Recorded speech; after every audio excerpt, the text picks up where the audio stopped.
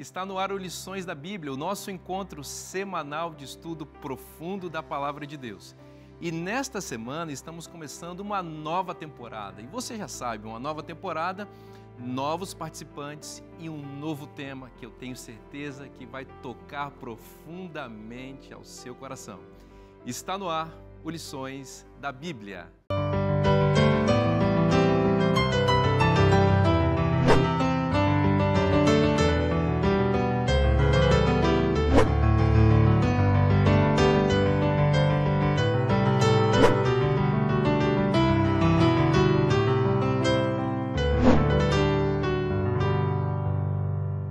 Este é o Lições da Bíblia, o nosso encontro semanal de estudo profundo da Palavra de Deus. E a gente está começando uma nova temporada, e você sabe, quando a gente começa uma nova temporada, a gente tem um novo tema, e o tema está imperdível, vamos falar sobre os Salmos, mas também a gente tem novos participantes que vão participar da nossa vida ao longo dessa temporada, desse trimestre, vão estudar a Bíblia com a gente toda a semana. E eu tenho a alegria de apresentar para vocês esses que vão estar conosco, deixaram suas atividades, vieram aqui aos estúdios do Novo Tempo para falar sobre a Palavra de Deus para a gente. Aqui à minha direita está o Cândido Gomes. O Cândido é pastor de jovens do estado de São Paulo, é um amigo querido. É muito legal ter você, Cândido, aqui, porque você, além de ser um excelente pastor, um pregador, é um escritor e poeta. Muito legal ter alguém para falar sobre Salmos também com essa vivência. Amigo, seja muito bem-vindo, e você, que é o autor da meditação dos jovens para este ano, que está abençoando a igreja. Que legal receber você aqui. Prazer, Vinícius. Muito bom estar aqui com você, com os pastores amigos aqui. E olha, você mencionou, eu trouxe de presente para você aqui, amigo, viu? Querido, muito Devocional obrigado. Amados. Eu tive o prazer, o privilégio de escrever esse material que está sendo usado pelos jovens adventistas aqui do nosso país. Eu espero que seja uma bênção. Para mim é um privilégio estar aqui. Trago um abraço dos 69.502 jovens adventistas aqui do estado de São Paulo, e vai ser uma jornada muito abençoadora com a palavra de Deus, crescendo, estudando os Salmos. Cândido, muito obrigado pela sua presença e por esse presente muito especial. Nós vamos ler todos os dias na nossa casa, viu? Muito obrigado. Também aqui o querido Felipe Mazotti. Felipe, que bom receber você.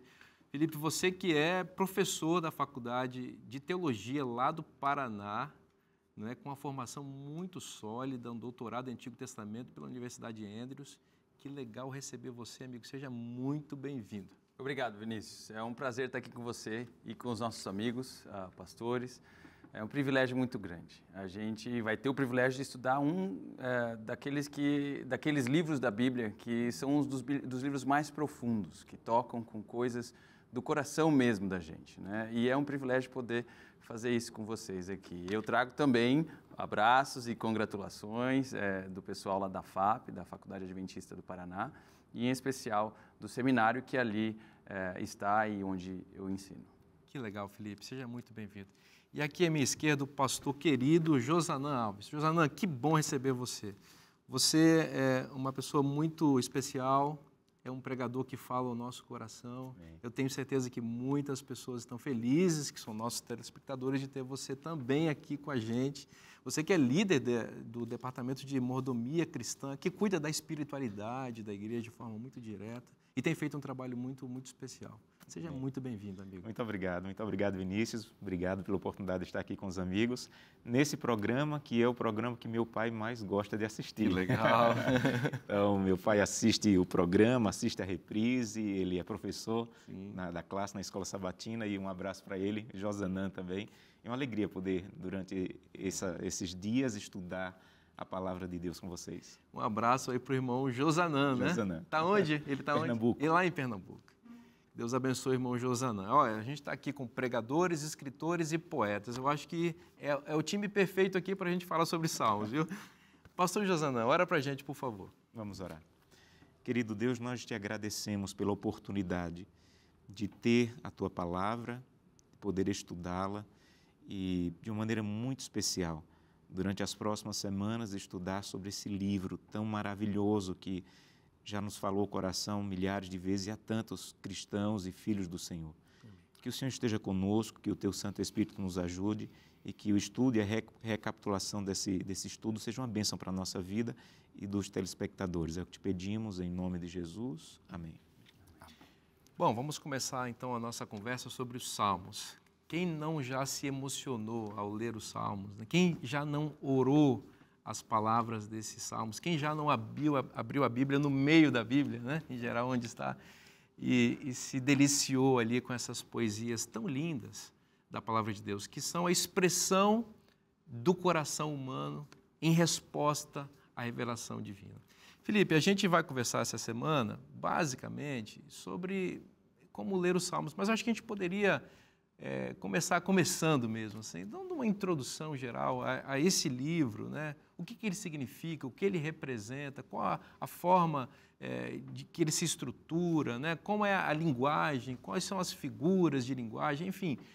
Começa falando para a gente da sua visão geral introdutória sobre os Salmos. Sim. Bom, Vinícius, esse é um livro fantástico, né? Eu acho que todos nós temos algum tipo de experiência com ele, né? Você bem falou, às vezes a gente abre a Bíblia e ele abre em Salmos, né? Porque a probabilidade maior é que abra no meio, né? Mas eu lembro também, e imagino que essa seja também a experiência de muitos daqueles que nos ouvem, de que num país católico, que é o nosso, o livro de Salmos geralmente é aquele livro que você vê a Bíblia aberta ali em cima da cama ou num criado mudo, né? E eu lembro que na minha experiência era assim, criado pela minha avó, ela deixava o Salmo 91 aberto, né? E ficava ali a Bíblia inteira branquinha, mas aquelas páginas amareladinhas, né? Na ideia de que esse livro tinha algum tipo de poder especial que emanava dele. Possivelmente porque ele é um livro que fala das experiências íntimas e pessoais dos autores que escreveram os diversos salmos que nós temos ali descritos. E eles fizeram isso de uma maneira magistral, né? Falando de diversos sentimentos e utilizando diversos recursos literários que nós vemos descritos na passagem. O nosso guia de estudo nos livros e nos Salmos em si. E o nosso guia de estudos explica, né, e explora um pouco isso, né? Então você vê símiles, né, coisas que se parecem, que são ali combinadas. Você vê estruturas literais particulares, como um quiasmo. Acho que a gente vai ter um tempo, em alguns momentos, para falar sobre isso, né? Que é o centro da passagem, o centro do texto, é destacado pela sua organização particular. Ou são grupos de informação textual. Que apresenta, em geral, o autor, quando ele é identificado. Exatamente. Né? A temática. A história, onde ele foi escrito. É bem interessante que alguns destes salmos encontram ecos na estrutura da Bíblia, de modo geral. Né? Então, você vê salmos que se repetem na narrativa da Bíblia, né? Que vão ocorrer lá dentro das histórias e que depois aparecem nos livros, dentro do livro de Salmos. Então, aparentemente, o que a gente está vendo aqui é que o livro de Salmos ele emerge como uma expressão poética da vida ou das histórias que a gente vê no resto da Bíblia, né? Então, isso aqui é interessantíssimo, porque você não está só lendo da história, mas tendo uma janela para o que as pessoas sentiam nessas histórias, como elas se emocionavam nelas, né? Como elas lidavam com as lutas intrínsecas que elas tinham dentro dessas histórias. Agora, Cândido, doutor, você me deu esse presente aqui, eu vou tomar de novo, né, o título Amados, que é uma referência a uma frase que você gosta de chamar as pessoas assim, e eu tive o privilégio, estou recebendo fisicamente hoje, mas eu tive o privilégio de ler esse material quando ele era um embrião ainda, né? Quando você enviou para a gente avaliar lá na Casa Publicadora. Aliás, se você quiser adquirir esse material, é só você acessar cpb.com.br. Mas eu estou falando disso aqui pelo seguinte, porque o primeiro contato que eu tive com o seu texto destacou uma coisa muito legal para mim, que eu vi que havia uma característica poética nas suas frases. Eu sentia que você selecionava as palavras de uma maneira bela. Elas não eram aleatórias ou não era apenas a expressão de um pensamento frio. Havia uma intencionalidade poética. E eu acho que isso tem tudo a ver com o tema do nosso guia de estudos, porque, embora a Bíblia inteira ela tenha uma construção poética, o livro dos Salmos ele é a quintessência da poesia bíblica, né? Quando se destaca, não é, a característica de falar de Deus de forma bela, de forma poética. Eu acredito, Vinícius, que Deus é um grande poeta. Ele espalhou beleza, espalhou cor, espalhou graça na sua criação. E quando a gente olha para a Bíblia, a gente está diante de uma manifestação da palavra de Deus que também não foi composta com casualidade. As palavras foram escolhidas porque elas carregam peso, carregam sentimento, carregam beleza também. E eu tenho para mim que na Bíblia, quando Deus quer explicar alguma coisa que é complexa demais, geralmente Ele usa poesia. Ele usa poesia. Ele usa essas figuras de imagem, usa essas palavras que fazem a gente pensar além do raciocínio óbvio. Por exemplo, quando você olha para o escritor e também poeta Isaías, e ele fala do broto que surge da terra seca. Quando você olha para o Apocalipse e você vê a figura do leão, que é também cordeiro, você vê uma beleza poética quando Deus quer explicar alguma coisa que é complexa. E eu acho que os Salmos são essa porção da Bíblia que contém música e também contém a palavra de Deus, que mais do que falar para mim, ela fala de mim e ela fala por mim. Eu acho que por isso que o livro dos Salmos é tão importante e mexe tanto com a gente. Você sabe que você está falando uma coisa muito interessante? Eu tenho a impressão, Felipe, que a primeira expressão lírica na Bíblia é a canção de Adão quando está diante de Eva. Você falou, olha o que você falou, hein? Quando está falando de coisa complexa, usa poesia, né? Adão olhou para Eva e falou, este é osso dos meus ossos e carne da minha carne. Na minha Bíblia, pelo menos, está recuado, né? A expressão de que é uma poesia lírica, um homem... Não é que é complexo, é que era maravilhoso demais, né? E ele teve que falar... Difícil de explicar. Ele teve que falar, exatamente. E complexidade... Difícil de explicar. E complexidade na Bíblia, na verdade, é a descrição de algo superior, né? E não de algo inferior ou difícil de se relacionar. Então, e isso aqui é extremamente importante, e o pastor mencionou, e que agora a gente comenta, porque aparentemente o texto está se conectando com um jeito de pensar particular dessa comunidade que criou o livro de Salmo, ou dos vários autores que o escreveram, que era essencialmente oral. Ou seja, e para nós é a mesma coisa, né? Quantas músicas a gente sabe de cor? E quantos versos bíblicos a gente decora de fato, né? Então, assim, é muito mais fácil memorizar músicas que são mais complexas e maiores em termos de tamanho mesmo, né? Do que versos curtos, né? Então, esse recurso literário, ele também atende às expectativas e às necessidades de cunho oral da comunidade de Israel. E também foi escrita para que a gente tivesse essa experiência de cantar e orar as palavras daqueles que escreveram o texto inspirado. Amigos, uma coisa que me chama a atenção nessa introdução é quão importante são os Salmos no Novo Testamento. Isso me chama muita atenção. De cada 3 textos bíblicos no Novo Testamento citados do Antigo Testamento, um é dos Salmos. Então, a cada 3 textos, um é dos Salmos. Eu gosto de uma frase que Lutero dizia que os Salmos é como uma miniatura da Bíblia. Há um outro teólogo, Calvino, que ele dizia que os Salmos é como que uma anatomia da alma. Não há nada que você tenha na sua alma que o Salmo, de alguma maneira, não retrate. E para mim também nessa introdução me chama a atenção a ideia de como os Salmos ele coloca o Antigo Testamento na perspectiva correta.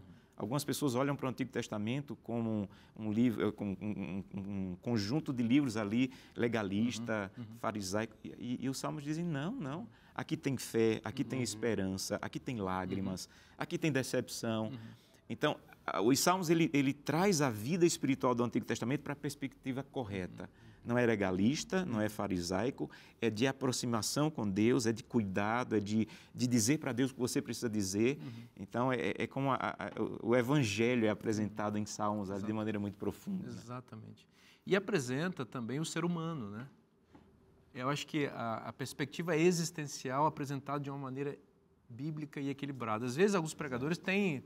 Será que eu não vou cair no existencialismo? Né? Alguns querem dizer assim, não, tem que pregar só a doutrina seca e dura. Olha, a Bíblia está dizendo para a gente que dá para falar do ser humano, das emoções dos seres humanos, dos sentimentos das pessoas. As pessoas estão aí de carne e osso e elas precisam também ser tocadas, né? E, na verdade, me chama a atenção que esse é o maior livro da Bíblia. E, como foi mencionado, está no meio da Bíblia. E o que você colocou até, Vinícius, me chamou a atenção e me fez lembrar. Outro dia rolou na rede social, uma professora viralizou um vídeo lá na internet que ela preparou um ambiente na sua sala e ela chamava os alunos pequenos ainda, não eram grandes, mas para virem à frente e desabafarem. E ela deu uma oportunidade deles contarem um medo, um sentimento, talvez um sentimento que eles nunca tivessem expressado e tal.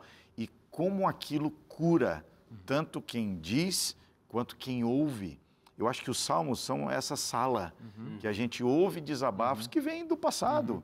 Mas enquanto a gente ouve esse desabafo, a gente enxerga dentro da gente mesmo sentimentos que faz bem a gente percebê-los, né, e expressá-los também. Exatamente. Às vezes a gente vai encontrar o salmista dialogando consigo mesmo, porque está batida ó minha alma, né? Uma conversa consigo mesmo, tentando entender os sentimentos desencontrados que estão ali dentro e tentando entender onde está Deus nessa história toda, né? Sim. Bom, eu tenho certeza que você está já percebendo que essa temporada vai ser uma grande bênção. A gente vai fazer um intervalo agora. Na verdade, a gente vai para o nosso show do intervalo, tá? Não saia daí, porque a gente volta já já. Agora imagine as pessoas ouvindo essa informação e dizendo assim, o que vai acontecer com a minha cidade quando eu voltar? Estamos cercados de inimigos. Quando voltarmos, as datas eram fixas. Quando os inimigos vizinhos, as nações vizinhas souberem que estamos saindo 3 vezes por ano, quando voltar não tem mais nada. E aí eles escreveram uma série de salmos, chamados de salmos de peregrinação, que eles iam cantando. Agora imagine a pessoa saindo de casa, toda a nação saindo, as cidades ficando quase vazias, e eles saíram cantando o Salmo 127, que é um desses salmos que diz assim, se o Senhor não guardar a cidade, em vão vigia a sentinela. Imagine eles indo para Jerusalém cantando isso, Senhor, estou deixando a casa, estou deixando a cidade, estou deixando as ovelhas, até algumas esposas e filhos ficavam, mas eu tenho certeza que eu posso ir. E eles iam cantando da Jerusalém esses cânticos.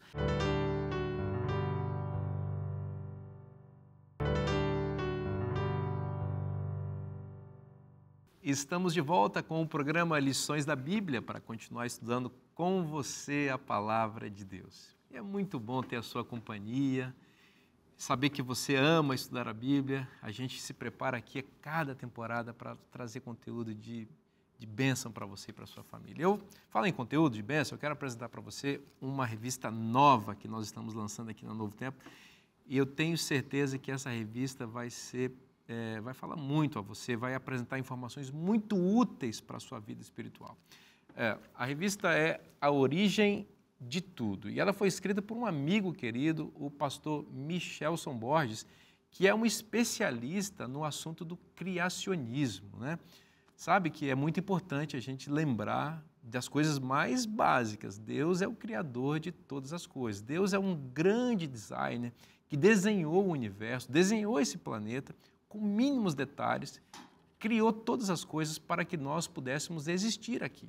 Então, ao longo dessa revista, você vai encontrar informações muito precisas e técnicas e também espirituais e bíblicas para você entender como que Deus fez todas as coisas, o que a Bíblia quer dizer com Deus sendo o Criador. Deus criou o mundo em 7 dias literais.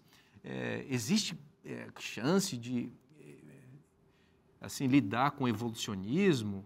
A Bíblia tem uma doutrina muito clara sobre o criacionismo. Esses e outros temas muito importantes relacionados a esse assunto você encontra nessa revista. E você sabe como é que faz para você receber gratuitamente esse material, que é um oferecimento dos Anjos da Esperança.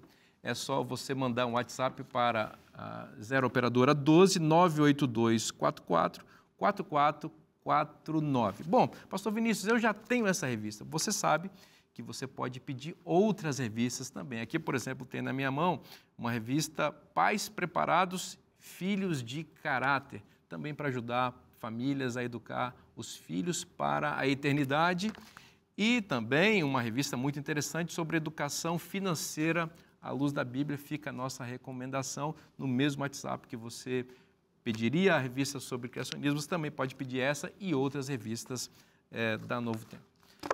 Amigos, vamos continuar conversando aqui sobre os Salmos. Pastor Josanã, os Salmos, eles são essa coletânea de poesias bíblicas, mas que têm características poéticas específicas da língua e cultura hebraica. Traz algumas informações que você coletou para a gente sobre esse e outros aspectos. é importante percebermos essa proximidade que o Salmo ele tem com os escritores e a maneira como ele era escrito. Por exemplo, dos 150 salmos, apenas 49 são salmos anônimos, nós não temos certeza, os outros são pessoais. E eles eram tão pessoais que eram usados em vários momentos da vida do povo. Por exemplo, em Êxodo, capítulo 34, versos 23 a 24, Deus diz assim para o povo, olha, 3 vezes por ano vocês têm que ir, de todas as partes da nação de Israel, vocês têm que ir para Jerusalém para celebrar a Deus. Eram 3 festas que eles tinham que ir. Agora imagine as pessoas ouvindo essa informação e dizendo assim, o que vai acontecer com a minha cidade quando eu voltar? Estamos cercados de inimigos. Quando voltarmos, as datas eram fixas. Quando os inimigos vizinhos, as nações vizinhas souberem que estamos saindo 3 vezes por ano, quando voltar não tem mais nada. E aí eles escreveram uma série de salmos, chamados de salmos de peregrinação, que eles iam cantando. Agora imagine a pessoa saindo de casa, toda a nação saindo, as cidades ficando quase vazias, e eles saíram cantando o Salmo 127, que é um desses salmos que diz assim, se o Senhor não guardar a cidade, em vão vigia a sentinela. Imagine eles indo para Jerusalém cantando isso, Senhor, estou deixando a casa, estou deixando a cidade, estou deixando as ovelhas, até algumas esposas e filhos ficavam, mas eu tenho certeza que eu posso ir. E eles iam cantando a Jerusalém esses cânticos. Então, é uma questão técnica, mas era uma questão muito prática também, desses cânticos faziam parte do dia a dia. Havia um cântico para começar o dia, havia um cântico para terminar o dia, havia um cântico para levar o sacrifício, havia um cântico para a peregrinação. Então, é uma questão técnica, mas que fazia parte do dia a dia da vida deles. Nossa, Josana, essa informação ela é muito interessante porque mostra que o Salmo como um livro de adoração, né?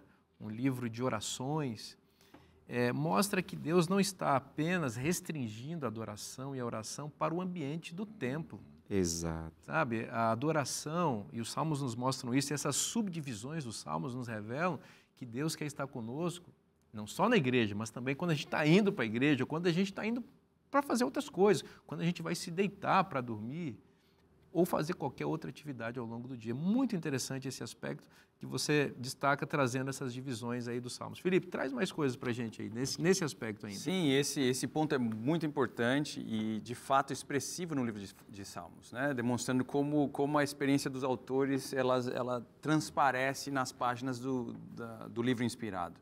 Nós temos, obviamente, vários autores que fizeram esses salmos, boa parte deles sendo de Davi, uma parte anônima, mas ainda assim nós temos o Asaf e os filhos de Corá, né, músicas de subida e de ascensão, salmos de aleluia, que nós chamamos, e uma série de outras categorias, por assim dizer, de salmos. O que é bem interessante entender é que estes salmos, eles aparecem da forma como eles estão na sua Bíblia, ou na nossa Bíblia, apenas no 5º século, né, antes de Cristo. O que significa, na verdade, que essas músicas circularam entre os cantores e as comunidades durante séculos e, eventualmente, foram compiladas num livro como nós o temos. Algumas versões mais antigas, por exemplo, a Septuaginta, que é a versão em grego da Bíblia do Antigo Testamento, inclusive compõe ou contém salmos que nós não temos na versão em hebraica. O que é bem sugestivo, porque aparentemente nós estamos falando aqui de uma tentativa de compilar o máximo possível de canções que, na verdade, existiam na boca do povo, com o povo, era o que o povo cantava. Não era necessariamente só algo feito para estar escrito em um livro, mas era vivo, eram canções vivas. Nós temos exemplos bem claros disso, por exemplo, 2 Samuel, capítulo 22, verso 1, nós temos a informação, Davi falou ao Senhor as palavras deste cântico, no dia em que o Senhor o livrou das mãos de todos os seus inimigos e das mãos de Saul. E ele disse, e aí o salmo começa, né? A música começa, isso está em 2 Samuel. Esse salmo aqui é o Salmo 18, que aparece em 2 Samuel e que eventualmente vai aparecer só no Salmo 18. Outras músicas, por exemplo, aqui ocorre no livro de Isaías, no capítulo 38 desse profeta, nós vamos ver no verso 9, este é o cântico que Ezequias, rei de Israel, escreveu depois de ter estado doente e ser restabelecido, né? E aí o cântico começa. Esse cântico não está nos Salmos. É interessante. Então, o livro contém o máximo que pode de músicas de Israel, mas não contém tudo, indicando que o ato de cantar, de falar e de se expressar para Deus na verdade, estava conectado diretamente com a revelação no raciocínio dos antigos hebreus. Em outras palavras, não é errado ser quem você é quando você fala com Deus, né? E o livro em si está organizado dessa maneira, com vários blocos textuais que sempre terminam com uma exortação ao louvor. Aleluia, louvado seja o Senhor. Todos os blocos em que o livro se organiza acabam com isso, com a ideia do louvor, com a ideia da comunidade, com a ideia da gente cantar o que a gente vive com o Senhor. O livro dos Salmos é um inário, né? Vamos chamar assim. É o primeiro inário que nós temos, né? E a compilação desse inário realmente foi algo muito preciso e foi orientado, obviamente, pelo Espírito Santo, né?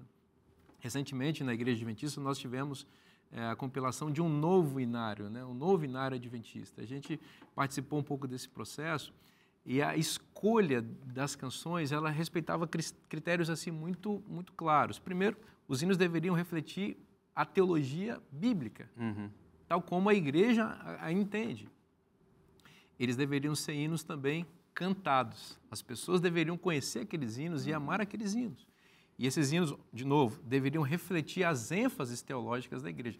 É muito interessante, por exemplo, que o último inário adventista é o hino que tem mais canções sobre a volta de Jesus de todos os... É o inário que tem mais canções sobre a volta de Jesus do que todos os outros que nós já tivemos. O que reflete basicamente a nossa experiência, a nossa esperança com a volta de Cristo, né? Eu estou falando isso porque eu penso que, claro, aqui nos Salmos isso foi feito de maneira ainda muito mais precisa. Esses 150 hinos que estão aqui, eles eram os hinos mais cantados de Israel.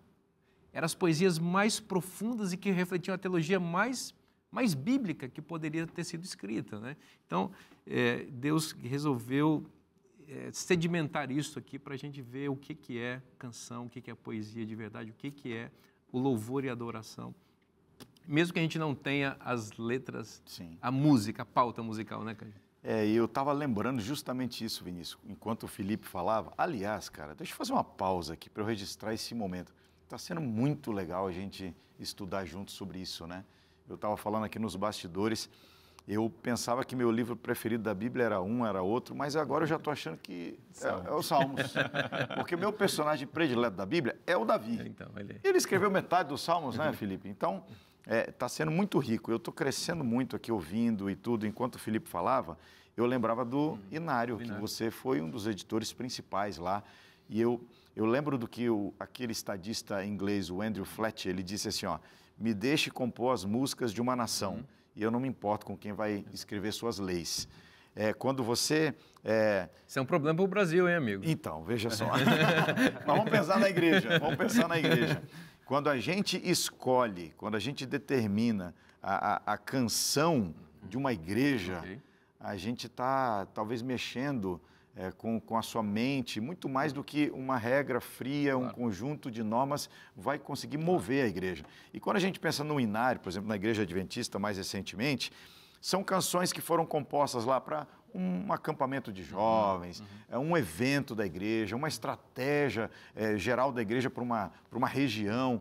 E, de repente, isso é cantado, isso internaliza uma verdade e agora isso vai ser mostrado para outras regiões, para outras pessoas. Eu acredito que quando a gente tem acesso ao livro dos Salmos, a gente tem acesso ao coração, à mente, às convicções do povo de Deus nessa terra. Exatamente. Isso pode, com certeza, nortear nossa caminhada e nossas decisões espirituais também. Não tenho dúvida. Tem outra coisa que me chama a atenção nessa ideia da poesia ainda, é como, e aí vou entrar um pouquinho aí na área do canto do Felipe, é como a poesia hebraica, ela foi escolhida por Deus, dirigida por Deus de maneira maravilhosa, porque ela não é como a nossa poesia. 40% do Antigo Testamento é poesia. Então tem muita poesia, como o Felipe falou. Mas é diferente da nossa poesia. Então, às vezes a pessoa olha, isso aqui não é poesia, porque a nossa poesia ela é ritmo, rima e métrica. A poesia hebraica, não. A poesia hebraica ela é baseada em paralelismo. Essa é a grande fonte da poesia hebraica. Por exemplo, Salmo 103, verso 10, quando diz assim, não nos trata segundo os nossos pecados, nem nos retribui de acordo com a nossa iniquidade. Está falando da mesma coisa, mas repetindo, mas ampliando. essa é a ideia. E isso é perfeito porque dá para traduzir para qualquer língua. Por exemplo, nós temos no Brasil um poema conhecido, né, a Canção do Exílio, de Gonçalves Dias, que diz: minha terra tem palmeiras, onde canta o sabiá, as aves que aqui gorjeiam, não gorjeiam como lá. Não tem como traduzir isso para outra língua, porque a beleza dessa poesia é o ritmo, a rima e a métrica. No hebraico, não. São as palavras, a profundidade das significado palavras, delas. o significado delas. Então, essa ideia da poesia hebraica, ela foi escolhida por Deus por isso. Em qualquer língua que você lê uma poesia hebraica, ela vai fazer sentido, ela vai chegar ao seu coração, porque ela não depende de ritmo ou de rima, e sim dessa ideia de ampliar através do paralelismo. E é importante enfatizar que o paralelismo de estruturas, né, ele seguia algumas possibilidades, né? Então, não era uma possibilidade... O ponto não é não enfatizar a métrica e a rima por ser mais pobre. Pelo contrário, é privilegiar a ideia para que essa ideia possa, de alguma maneira, para que você possa cantar o que o salmista cantou. É interessante que quando a gente fala sobre exegese, sobre interpretação de textos bíblicos, quando você vai para a poesia, em especial os salmos, ela tem algumas dificuldades ou até características distintas de outros textos bíblicos. Então, você vai para a narrativa, você sabe exatamente o que foi dito, como foi dito e tal, e parece que a descrição, ela é até um pouco fria, né? O processo de interpretação é até um pouco frio, porque você está tentando descrever o que aconteceu de fato ali. O Salmo tem um pouco disso, mas em grande parte parece que o Salmo está chamando você para cantar aquela música como o autor do livro de Salmos cantava, né? Então, o paralelismo tenta enfatizar exatamente isso, a ideia de que as noções em paralelo ali são universais, elas lidam com noções e processos que seres humanos têm ao longo da história, seja no período dos autores, seja na nossa época, né? Então, em outras palavras, é de fato para a gente, né? E tradições posteriores, como o próprio texto massorético e o texto hebraico, né? Que é um pouco posterior, o texto massorético, nós vamos ter notações musicais no texto. É muito interessante. Explica o que é o texto massorético. O texto massorético é o texto, um dos textos mais antigos que nós hoje temos, da Bíblia hebraica. Obviamente, nós temos o texto de Qumran e alguns manuscritos antigos em hebraico, que lá em Israel foi encontrado, provavelmente alguns livros do segundo século antes de Cristo, lá na região do Mar Morto. Mas o texto massorético, o texto mais antigo que nós temos é do 8º século, né, da nossa época, mas ele reflete uma tradição muito antiga. São textos muito antigos. Os massoretas são eruditos que cuidaram da... Exato, da preservação do texto bíblico como nós temos. E eles introduziram notações no texto, por ser uma série de razões, mas a principal aqui que vem a calhar para nós é que havia um sistema de cantilação atrelado ao texto. E esse sistema de cantilação era especificamente para isso, para você cantar o texto. Isso isso favorecia a memorização. A memorização e a conexão entre o adorador e aquilo que de fato está escrito no texto. Eu queria pensar um pouquinho, assim, brevemente, sobre os salmistas, né? A lição da semana traz esses personagens. A gente citou aqui, né, Davi, os filhos de Corá, enfim, Asaf e outros, mas eu já vi gente na igreja dizendo assim: essa música a gente não pode cantar, porque o fulano que escreveu essa música, ele fez tal coisa e tal coisa. Quando a gente olha para os salmistas, a gente tem alguns espantos, né? Porque quem escreveu metade dos salmos foi Davi. Matou, adulterou, mentiu. Mas eu gosto de olhar para esses salmos, e a gente fala da importância de uma visão de uma nação, como transmitir a teologia, mas que Deus plantou no coração de homens imperfeitos, limitados, pecadores. Eu gosto de lembrar, Vinícius, que Deus usa pecadores. Em primeiro lugar, porque esse é o único tipo de gente que existe. Disponível, né? Em segundo lugar, porque enquanto ele usa, ele vai transformando. E em terceiro lugar, porque quanto mais frágil é o instrumento, mais extraordinária a obra. Amém. Quando a gente olha para esses homens do passado, a gente também encontra esperança que Deus pode nos usar para influenciar nações. Louvado seja o nome de Deus por isso. A gente vai para o nosso show do intervalo. Não sai daí. O programa volta já já. No Spotify, o artista que eu mais ouvi ano passado foi Inário Adventista, tá? E eu estava selecionando lá as músicas novas que eu mais gostava e tal. E aí tocava uma música, minha esposa falava, essa é linda, não é, amor? De quem que é? Eu falei, do Jader. E tocava mais uma, e essa de quem é? Eu falei, do Jader. Eu sei que a gente ouviu várias músicas e eram do Jader Santos. Quando eu cheguei lá na igreja, eu escrevi uma mensagem para o Jader. E eu falei assim para ele, Jader, obrigado por me ajudar a dizer para Deus coisas que eu não seria capaz de dizer sozinho.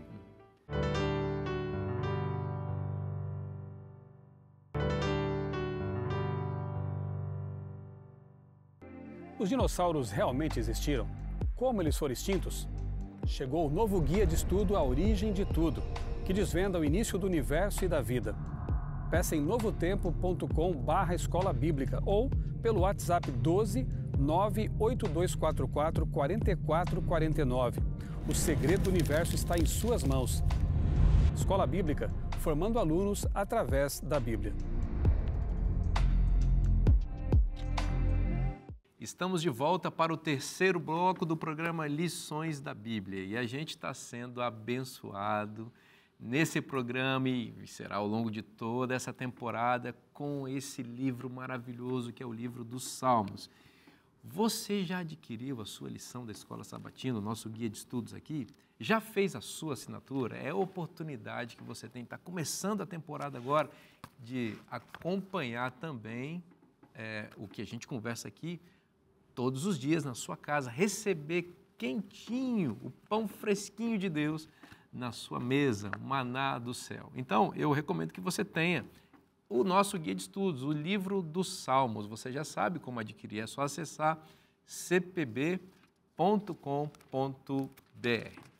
Vamos continuar conversando aqui sobre o livro dos Salmos. A gente está fazendo uma introdução, como ler esse livro, quais são as características dele, né? A estrutura desse material. Cândido, é legal ver os salmistas, você falou um pouquinho dos salmistas no bloco anterior, que são pessoas de carne e osso, como eu e você, pessoas que erram e apresentam, inclusive, esses erros ali, mas também se relacionando de forma muito pessoal com Deus, né? Deus não é um ser além, distante, apenas ali. Ele é um indivíduo que está em relacionamento com o ser humano. É verdade. Os Salmos, eles como que abrem para nós uma sala de acesso a Deus e nos permitem visualizar uma relação pessoal. Eu achei interessante que o nosso guia de estudos destacou aqui a maneira como os salmistas se dirigem a Deus, né? Senhor, Deus meu, Rei meu, ouve-me, responde-me, salva-me. Então, é como se os Salmos me ensinassem a falar com Deus de uma forma que, sem eles, talvez eu não descobrisse sozinho. Eu lembro, recentemente, Vinícius, um mês atrás, talvez, eu estava dirigindo de Arthur Nogueira, onde eu moro, no interior de São Paulo, até São Paulo, capital, para uma atividade de trabalho e tal. Era um sábado de manhã cedo e eu selecionei a playlist lá que minha esposa e eu estávamos ouvindo. E olha, no Spotify, o artista que eu mais ouvi ano passado foi Inário Adventista, tá? E eu estava selecionando lá as músicas novas que eu mais gostava e tal. E aí tocava uma música, minha esposa falava, essa é linda, não é, amor? De quem que é? Eu falei, do Jader. E tocava mais uma, e essa de quem é? Eu falei, do Jader. Eu sei que a gente ouviu várias músicas e eram do Jader Santos. Quando eu cheguei lá na igreja, eu escrevi uma mensagem para o Jader. E eu falei assim para ele, Jader, obrigado por me ajudar a dizer para Deus coisas que eu não seria capaz de dizer sozinho. Então, acho que os Salmos, e eu falei de um salmista moderno, vamos dizer assim, o Jader Santos, poderia citar Valdeci Lima. Claro. Os Salmos e os salmistas, eles conseguem me ajudar a dizer para Deus, ou me aproximar de Deus e dizer a Ele coisas que eu não conseguiria pensar sozinho. Então, você tocou num ponto interessante em relação ao Jader, eu também acho. Aliás, o Jader, ele é o compositor com mais canções, mais hinos na área adventista. Ele parece que tem 33 hinos do Jader Santos no Inário. E a maior parte dos hinos deles que estão no Inário sobre a volta de Jesus. Porque o Jader, ele se especializou, ele faz canções sobre vários temas, mas se especializou, especialmente para os Arautos do Rei, para falar sobre a volta de Cristo. Mas eu me lembro, por exemplo, do Valdeci, né? Você citou o Valdeci, e ele estava explicando como é que foi a composição do hino Deus sabe, Deus ouve, Deus vê, que foi num momento muito difícil da vida dele, porque ele tinha acabado de perder o pai. Ele estava estudando nos Estados Unidos, voltou e o pai faleceu. Ele sentou e escreveu. Ele disse, olha, esse hino, se você parar para pensar, ele tem um problema poético, assim, não é um problema, mas ele quis dizer assim, porque eu rimo Deus com Deus, várias vezes, Deus aparece demais nesse hino. E Deus faz de você um gigante, talvez a frase mais forte desse hino, né? Então, é isso, sabe, que você estava mencionando, né? O poeta escrevendo a partir da perspectiva dele e também da visão que ele tem de Deus de acordo com as circunstâncias que ele está vivendo. Veja, ele estava se sentindo mínimo. O pai morreu. É uma desconexão com o passado, a perda do pai, né? Você fica meio sem rumo. Então, ele se sente pequeno, mas ele olha para o gigante que é Deus, que tem poder de fazê-lo também pequeno se sentir grande, né? Então, é uma canção que ficou na mente, está no Inário Adventista e a gente canta quando a gente também se sente pequeno. É isso. Quase parece que a linguagem do céu é poética, né? Parece que o céu fala em poesia e a ponte entre essa linguagem celestial e essa linguagem terrestre, ela é poética, porque é como se a poesia ajudasse a gente, o que o Cândido falou aqui, perfeito, ajudasse a gente a expressar aquilo que a gente não consegue expressar, na verdade. E talvez, não só que não pensaria sozinho, mas que não dá. Não dá para falar se não for em poesia. Não dá para falar se não for conectando pontos que naturalmente não se conectam em uma narrativa concatenada. É né? porque então, a linguagem é poesia, em essência. Sim. É porque a gente não percebe, porque as palavras elas vão se desgastando. Sim. Mas toda linguagem é simbólica. E simbolismo é poesia na essência, né? Interessante. Por ser poesia, eu imagino, fala os dois lados do cérebro. Fala as emoções e fala a razão. Perfeito. Né?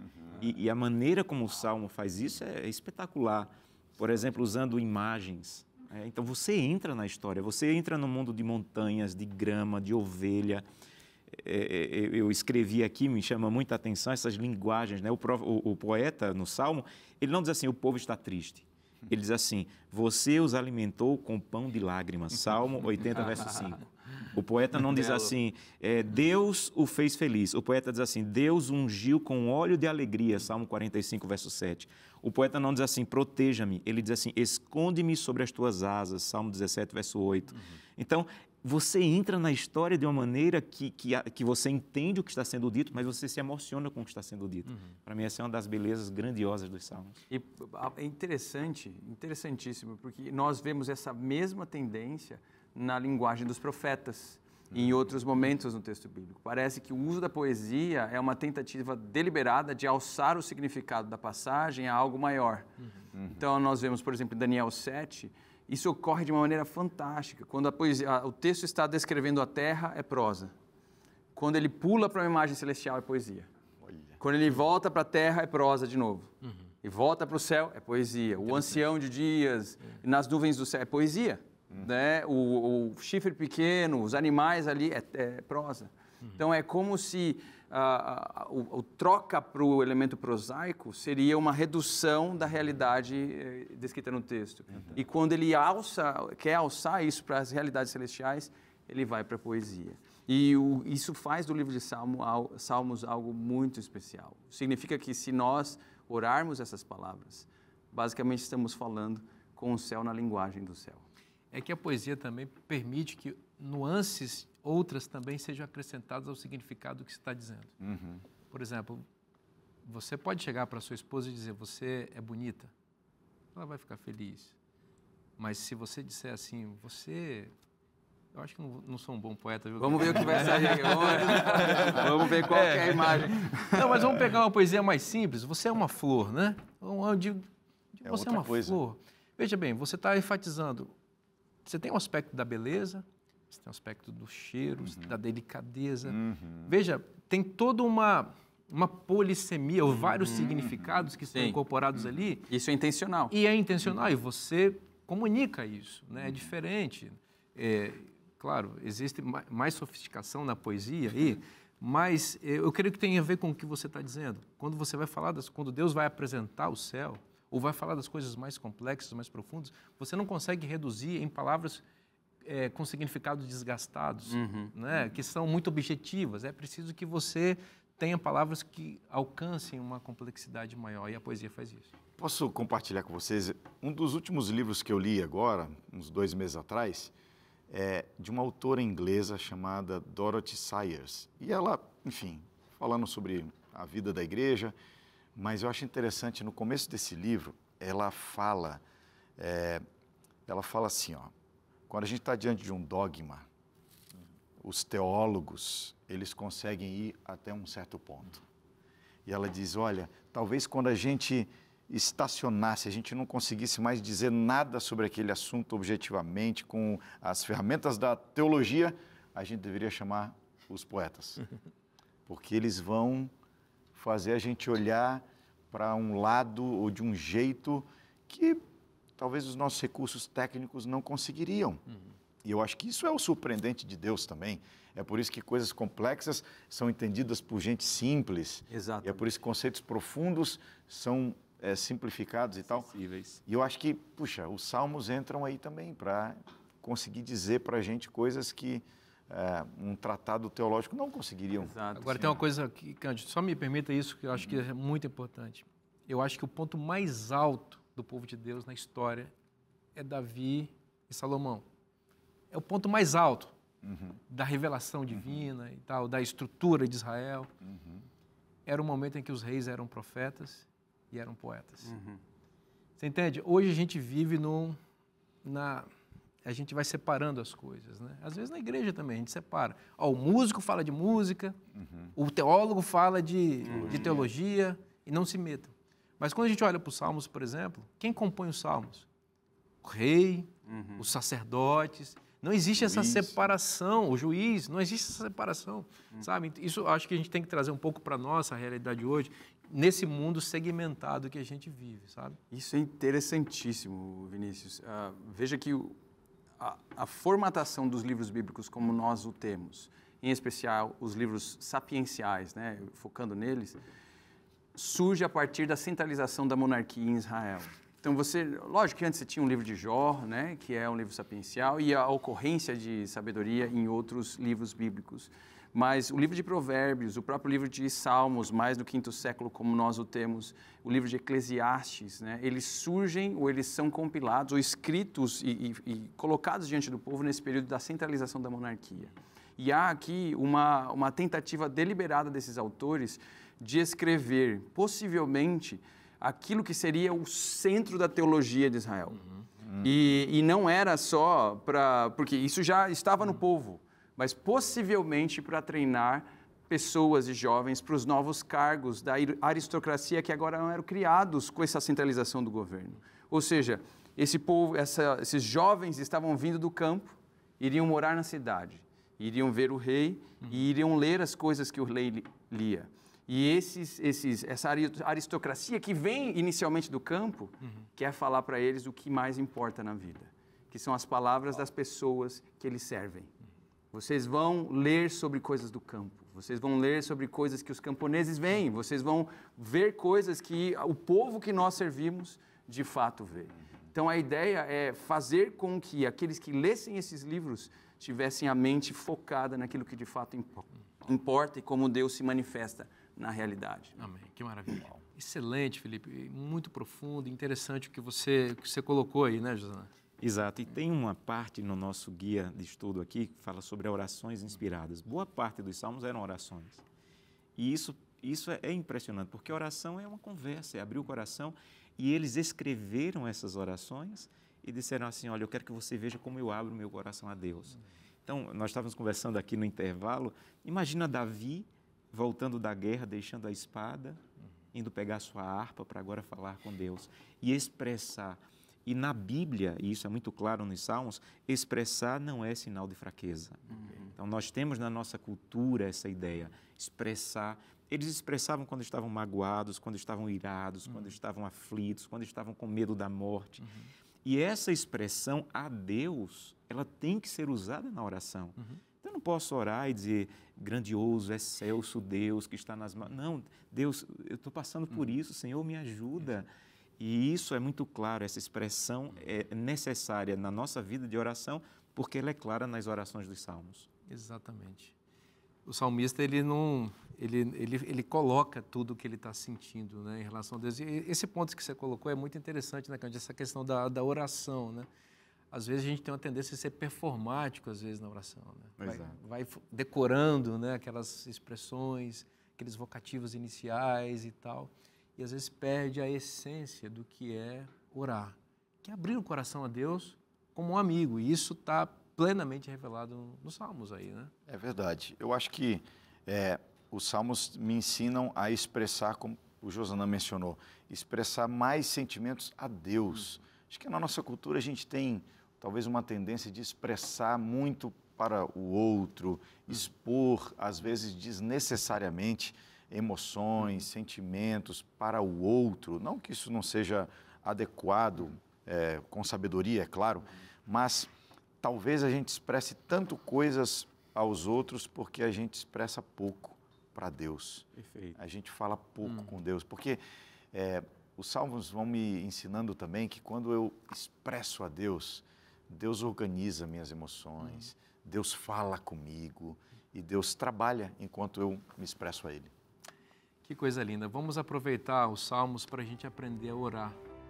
As orações inspiradas aqui são modelos para as nossas orações, para a gente abrir o coração a Deus como amigo, para que Deus possa realmente organizar nossos sentimentos, nossas emoções, e a gente possa realmente olhar para a face de Cristo de maneira plena, tal como ela é revelada na Palavra de Deus. Esta bênção especial está na Bíblia, e se está na Bíblia, é bom para você. Eu te espero na próxima semana. Que Deus te abençoe muito. Forte abraço e até lá.